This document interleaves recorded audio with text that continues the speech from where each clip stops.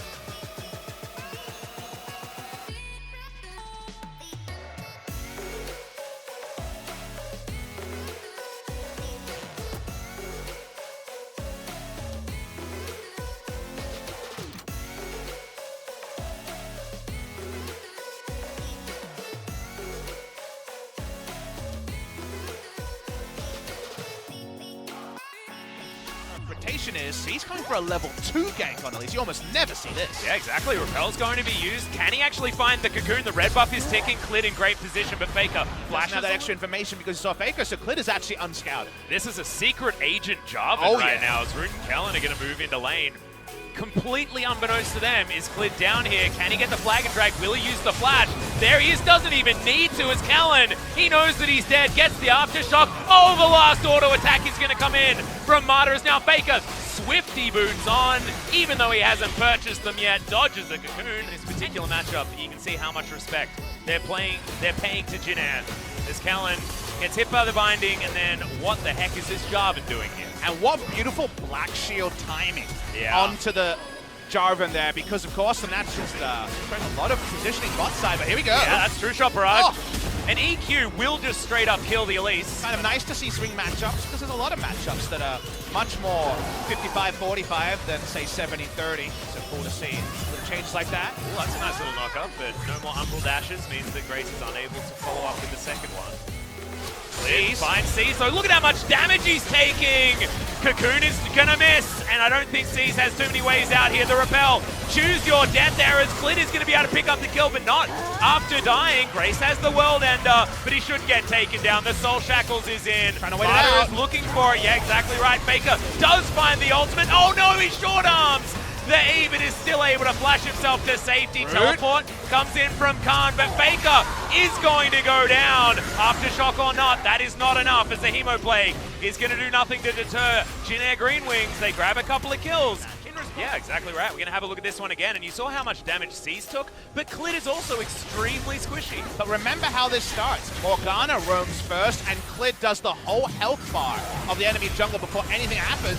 Suddenly, you're like, wait, Grace does a lot of damage. This is still outnumbered from the side of SKT. Kellen only gets there now. Of course, you can buy a lot of time if you're waiting out the World Ender, like SKT were looking to do.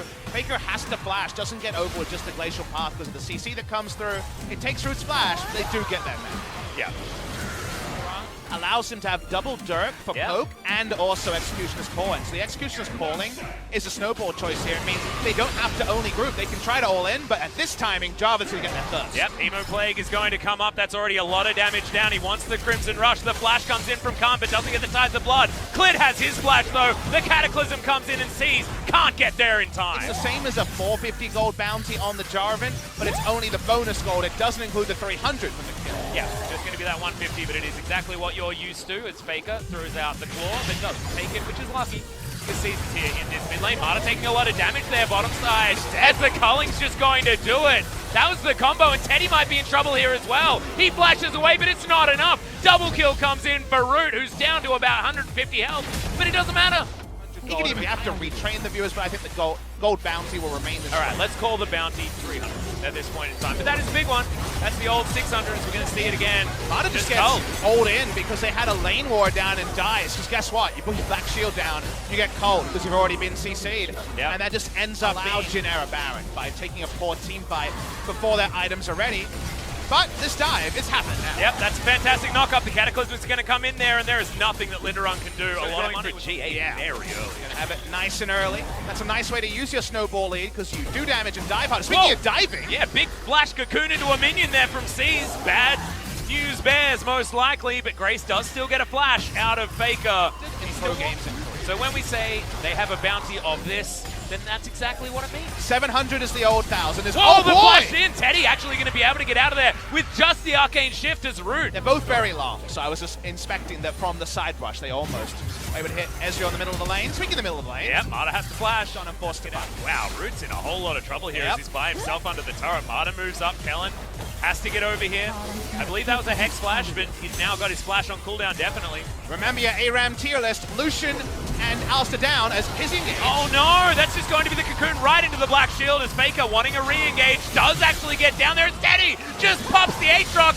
Didn't even have time to use the World Ender as the Frozen just gets shredded.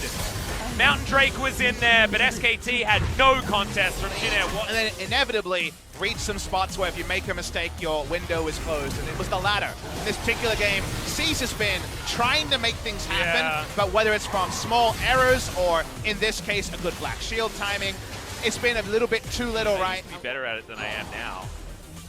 I'd love to hear it, Atlas. Maybe I'll script something out. Yeah, maybe we can save that for your private content on maybe your stream instead of putting it on the. I'm all about my private content, Atlas. I didn't realize that came out real badly.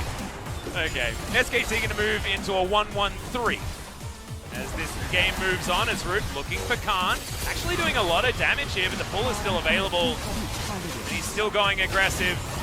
Will move his way out. The Hemoplate gives Khan a whole bunch of his health bar back as Kellen Root down to about half health. Teddy moves in, does land the Q, lands the second Clid, looking for the flag and drag. Just Cataclysms, gets the passive on the auto, takes down the cow very easily as now Grace is fighting Faker and the World End is going to get weighted out, but it's a great knock-up and Grace gets a solo kill. It might unfortunately only have to be a small silver lining because their base is in tatters. Yep, Faker wants to give something back here to Jin Air. At the very end, Khan goes into stasis as Linderung very far up. You can see Teddy just going so aggressively though as sees the Spiderlings trying to save more damage at this time. Yeah, exactly right. It's real scary stuff and it's sort of a pseudo buff. You're exactly right. To 30-minute Ezreal. 40-minute Ezreal? No. That's way worse. But 30-minute Ezreal? He's real scary. Or if you think about it another way, the safety of knowing your Scalen's going to get there and your shield is gone, but... A minute and a half, actually. Getting a little bit ahead of myself here is Teddy. He's heading forward, but Black Shield is going to be available. Kellen maybe too far off as the True Shot Barrage doesn't hit quite as much this stage of the game, but still feels like hell for Kellen. The ultimate has to be used, and that means that's a tool that's not going to be in their Grace. Has found Faker one more time. And yeah, Vladimir may have turned up to this series now as he goes into stasis under Nexus turrets. Of all things, is going to avoid all of that extra damage. Now the World Ender is going to come in. I'm sorry, Grace, you're not going to do it 2 times in a row against Faker. See your death, Miss Spider Lady, and Faker's going to be able to pick up the kill under T's. SKT should be able to take down some Nexus turrets and really put a dent in this series very early on against Jin Air. The flash from Faker. The kill's going to go down onto Linderung as Grace tries to get back towards the fountain. It's not going to matter. Nexus is going to go down, and SKT dominant game 1.